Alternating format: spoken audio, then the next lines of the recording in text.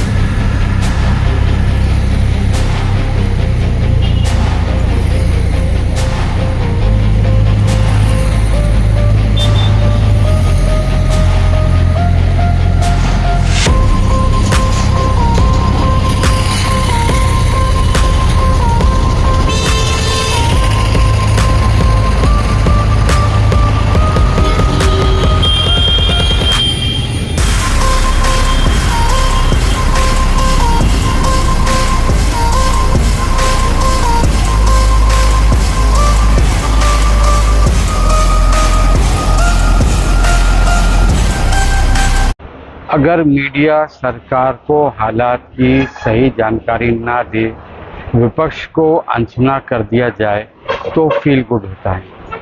400 पार की उम्मीद होने के बाद भी 272 का आंकड़ा अपने दम पर छूना मुश्किल हो जाता है। ऐसा ही कुछ हुआ अटल बिहारी वाजपेयी की सरकार में, जब आज जिस तरह स्थिति अमित शाह साहब की है, उसी तरह प्रमोद महाजन उस समय मुख्य रणनीतिकार थे। उन्होंने इंडिया शाइनिंग फील गुड का नारा दिया, लेकिन ये पूरी तरह से फ्लॉप हो गया ये नारा, क्योंकि जनता को, खासकर गरीब और मध्यम वर्ग को लगा कि ये कैसा इंडिया शाइन कर रहा है, जबकि हमारी स्थिति में तो कोई बदलाव नहीं हो रहा और कुछ हद तक तो वो खराब हो रही है। ऐसी स्थिति में फील गुड इंडिया शाइनिंग का नारा कामयाब नहीं हुआ और भारतीय जनता पार्टी को चुनाव में कामयाबी नहीं मिली। आपातकाल गलत था, आज ये सभी मानते हैं। आपातकाल के बाद इंदिरा जी ने खुद इसके लिए, कांग्रेस पार्टी ने, इंदिरा जी ने माफ़ी मांगी और आज सबका मानना है कि आपातकाल एक गलत था, कोई भी उसे सही नहीं मानता है। अब ये मुद्दा पुराना हो गया। इंदिरा जी ने भी आपातकाल लगाया, जनता की नाराज़गी हुई कई कारणों से। उसके बाद इंदिरा जी की सरकार गई, उन्हें अपनी सरकार को खोना पड़ा था। इसका परिणाम कांग्रेस ने और सारे देश ने देखा है। अब कोई दोबारा बिना किसी सही वजह के आपातकाल नहीं लगाना चाहेगा।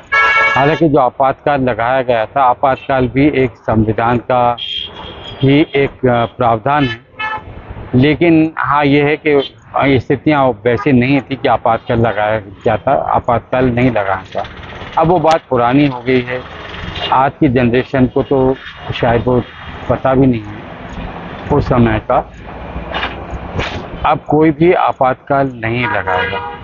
आज कई ज्वलंत मुद्दे हैं जिन पर चर्चा हमारे देश के लिए, समाज के लिए बहुत ज़रूरी है, लेकिन हो ये रहा है कि बजाय कि उन पर चर्चा हो, उन मुद्दों से भागा जा रहा है, उनसे दूर हटा जा रहा है, कोशिश की जा रही है कि उन पर चर्चा ना हो।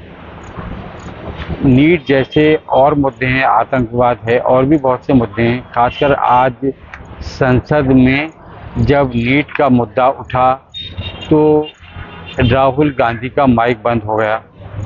उसके बाद विपक्ष ने हंगामा किया।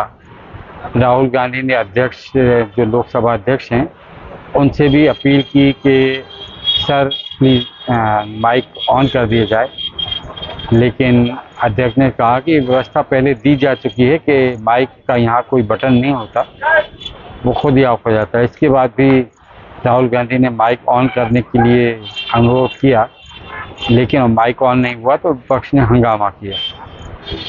अब होना ये चाहिए था कि नीट पर व्यापक चर्चा होती, विपक्ष अपनी बात रखता, सरकार अपनी बात रखती। उसके बाद सरकार बताती कि अब तक नीट के जो दोषी हैं गड़बड़ घोटाले के, उनके खिलाफ सरकार ने क्या कार्रवाई की और आगे क्या कार्रवाई करने वाली है। सरकार को ये ठोस आश्वासन देना था कि जो भी नीट के गड़बड़ घोटाले के आरोपी हैं उनके खिलाफ सख्त कार्रवाई की जाएगी। अगर आवश्यक हुआ तो ये आए दिन पेपर लीक होते हैं, इसके लिए कोई कार्रवाई की जाएगी। लेकिन उसके बजाय सरकार आपातकाल जैसे मुद्दे उठाने की कोशिश कर रही है। राष्ट्रपति के अभिभाषण में भी उसका जिक्र हुआ, लोकसभा अध्यक्ष ने भी पदभार ग्रहण करने के बाद आपातकाल का मुद्दा उठाया। अब ये होगा कि बहसबाजी में, शोर शराबे में जो मुख्य मुद्दे हैं वो दब जाएंगे, शायद यही मंशा भी हो, लेकिन इसकी कोई आवश्यकता नहीं थी। चलिए, आप विपक्ष की आवाज़ आज दब भी जाए, लेकिन भारत का जो युवा है प्रतियोगिता परीक्षाएं देता है, अभी उसका मन का जो आक्रोश है उसे कैसे शांत किया जाएगा।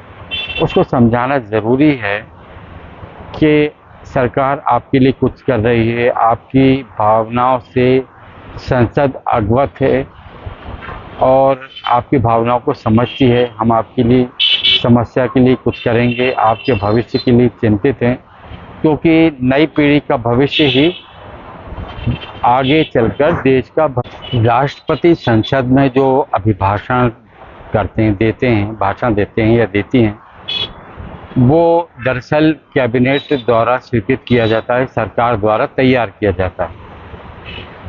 अब होता ये है कि राष्ट्रपति जब संसद में भाषण देते हैं या देती हैं तो वो मेरी सरकार शब्द का प्रयोग करती हैं। ऐसे ही राज्यों की विधानसभा में राज्यपाल मेरी सरकार शब्द का प्रयोग करते हैं। राष्ट्रपति के अभिभाषण से जनता को, संसद को पता चलता है कि सरकार की नीतियाँ क्या हैं, कार्यक्रम क्या हैं, भविष्य में सरकार क्या करने का इरादा रखती है और आगे क्या कदम सरकार उठाने जा रही है। ये सब राष्ट्रपति के भाषण में प्रतिबिंबित होता है, पता लगता है। संसद में विपक्षी दलों ने संविधान की प्रति हाथ में लेकर, उसकी कॉपी हाथ में लेकर शपथ ग्रहण किया।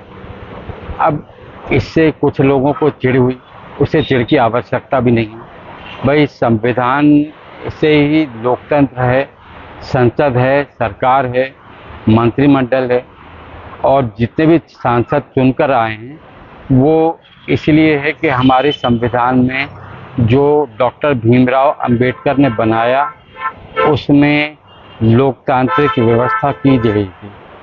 अगर तानाशाही व्यवस्था होती तो संसद में कोई सांसद होता ही नहीं। शायद विपक्ष संविधान की कॉपी प्रति लेकर, हाथ में लेकर शपथ ग्रहण इसलिए करते हैं कि उनका शायद जनता को ये बताने का इरादा हो कि वो नागरिकों के अधिकार की रक्षा करेंगे, संविधान को बदलने नहीं देंगे।